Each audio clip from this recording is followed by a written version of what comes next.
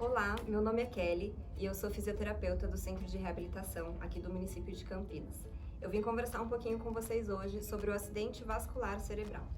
Ele acontece nos vasos sanguíneos, por isso vascular, e no cérebro, por isso cerebral. E apesar de ser chamado de acidente, 80% dos casos são totalmente evitáveis.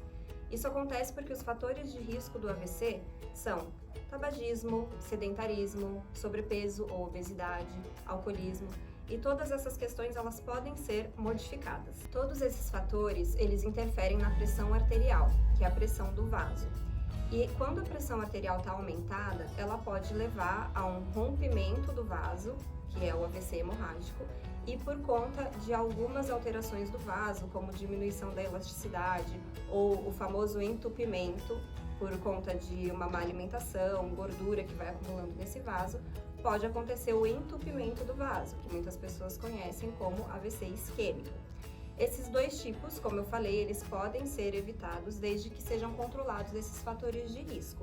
Alguns fatores estão relacionados a antecedentes familiares, então se alguém na sua família já teve um AVC, existe uma predisposição maior de que você venha a ter, mas na maioria das vezes a gente consegue controlar praticando atividade física, cessando o uso de cigarro, álcool, drogas, controlando a alimentação e principalmente quem já tem pressão alta, utilizando corretamente a medicação. 1 em cada 4 pessoas no mundo tem um AVC e os registros no Brasil indicam que 11 pessoas vão a óbito por hora. Desde o início do ano, esses números vêm aumentando cada vez mais.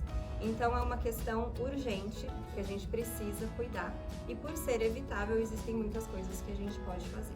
Apesar de nem sempre levar à morte, o AVC ele deixa sequelas muitas vezes irreversíveis. Como é algo que acontece no cérebro, e o cérebro é responsável por todas as funções do nosso corpo, uma pessoa que sofre o AVC, ela pode ter alterações motoras, cognitivas, então alterações de memória, de comunicação, de deglutição, e são sequelas que podem atrapalhar muito a vida do indivíduo.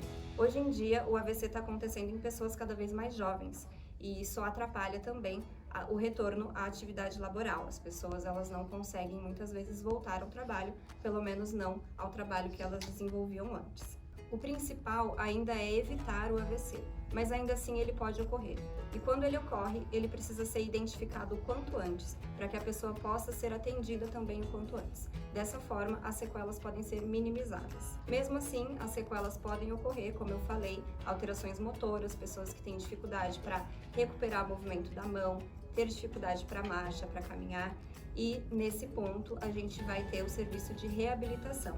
A reabilitação ela acontece já no primeiro momento, já dentro do hospital, estimulando esse indivíduo a retomar as suas atividades do cotidiano.